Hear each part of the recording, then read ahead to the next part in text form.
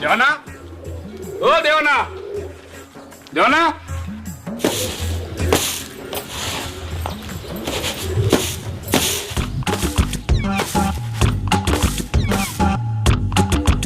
దేవనా ఏమైంది సాయి గంతకనం కోపంతో ఉన్నావు? కోపం నేను తెచ్చుకున్నది కాదు, అది నీ మొగలు అచ్చటి చేసిండు. వచ్చినప్పటి చూస్తున్నా నీ ఇష్టం వచ్చినప్పుడు మాట్లాడుతున్నావు. అసలు ఏమైంది? ఏందేంది వాడు నాకు కుంప ముంచిండు. నిన్న నీ మొగనికి 1000 రూపాయలు ఇచ్చి రాధకి ఏమని ఇచ్చిన, వాడు తీసుకుపోయి మనలోకి ఇచ్చిండట.